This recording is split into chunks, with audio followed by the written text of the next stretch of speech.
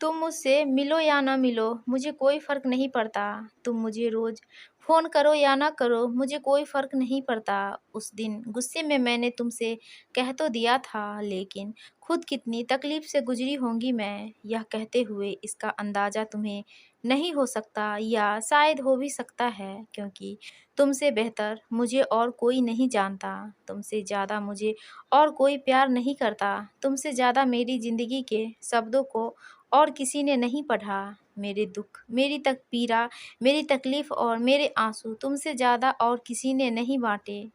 मुझे खुशियों से तुमसे ज़्यादा किसी और ने सराबोर नहीं किया। तुम्हारे सामने मैं एक खुली किताब की तरह हूँ। मेरी ज़िंदगी के एक-एक शब्द को तुमने पढ़ा है, समझा है और मेरे साथ जिया भी है। हमारा रिश्ता ही ऐसा है, लेकिन अगर हम इस रिश्ते को समाज के बनाए नियमों के अनुसार कोई नाम देना चाहे तो कोई एक शब्द चाहकर भी नहीं ढूँढ पाएँगे।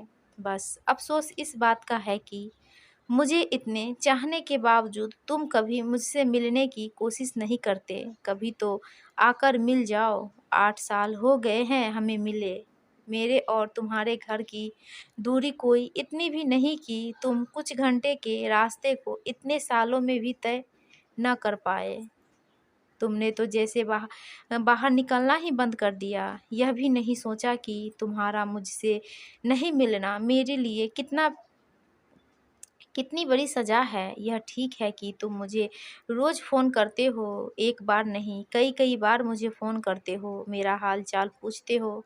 मैंने क्या किया, क्या खाया, मैं सैर करने गई थी या नहीं, या घर से निकली कि नहीं, अपना काम पूरा किया कि नहीं, सब कुछ पूछते हो। मेरी पूरी दिनचर्या तुम जान लेते हो, क्योंकि तुम्हें मेरी फ़िक्र है, वरना कौन ऐसा छोटी-छोटी बातें पूछता है, और वह भी रोज़।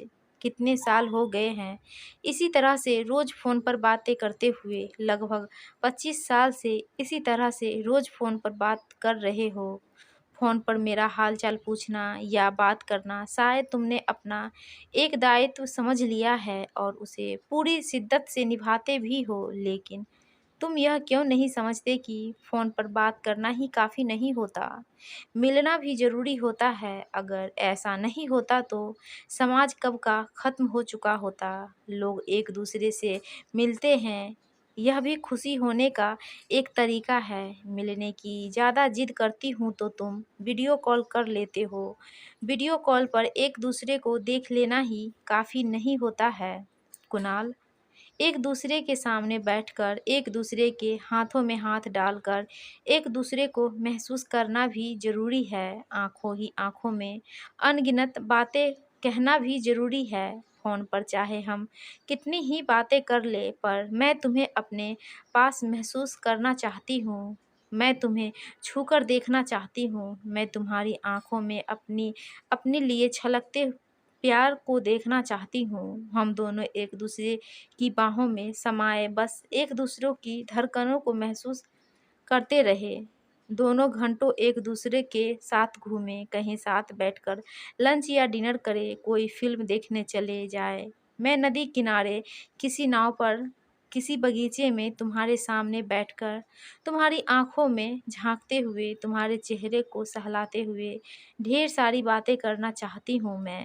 मैं चाहती हूँ कि तुम देखो कि जब मैं तुमसे बात करती हूँ तो किस तरह मैं लाल सुर्ख हो जाती हूँ, किस तरह इस उम्र में भी एहसासों के गुलाब मेरे चेहरे पर खिल आते हैं, किस तरह तुम्हें देखते ही मेरे दिल की धड़कनें बढ़ जाती हैं। कभी तो मिलने आओ कुणाल, तलाश दिल को बस सुकून ही होती है। रिश्ते का नाम चाहे जो हो, और इस दिल को सुकून तेरे पास होने से मिलता है। जब मैंने यह मैसेज भेजा था तो तुमने जवाब में स्माइली भेज दी थी। तुम कहते हो रोज़ ही तो बात करते हैं हम फ़ोन पर रिया। आखिर तुम क्यों नहीं समझते कि फ़ोन पर बात करना और सामने बैठकर बात करने में कितना फ़र्क होता है।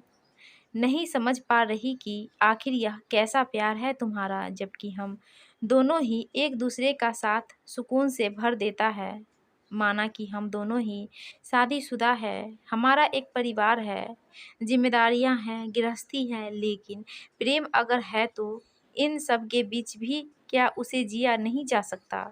तुम ही तो कहते हो कि हमारा इस तरह का इश्क नियति का करिश्मा है, वरना क्या इतने लंबे समय तक कोई रिश्ता जिसका कोई नाम न हो, जिसे समाज से छुपाकर रखना पड़ता हो, इस तरह कायम रह सकता है?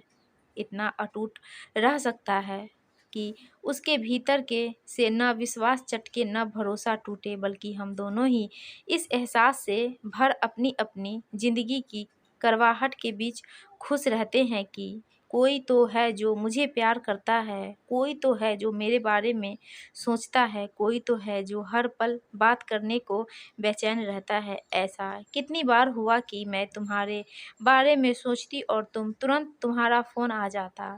जब मैं तुम्हें फ़ोन करती हूँ तो तुम भी यही कहते हो कि फ़ोन करने ही वाला था तुम्हें रिया। इतना गहरा प्यार है हमारे बीच, इसलिए यही ख़्याल और सवाल मुझे परेशान करता है कि क्या तुम मुझसे मिलने नहीं आ सकते? ज़्यादा कुछ कहती हूँ तो कहते हो ज़्यादा मत सोचा करो।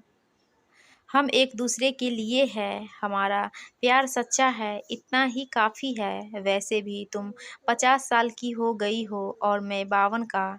इतनी उम्र कट गई है, बाकी की भी बीत जाएगी। हम हमेशा एक दूसरे के लिए रहेंगे, यह एहसास ही खुश रहने की सबसे बड़ी वजह है हमारी ज़िंदगी में। हम शादी के बंधन में नहीं बंध पाए तो क्या हुआ, हमारा प्यार का बंधन हर रिश्ते से ज़्यादा अहम है। मैं नहीं मिल पाता क्योंकि अपनी परिस्थितियों के सामने मजबूर हूँ। तुम्हें मेरी मजबूरियाँ पता है।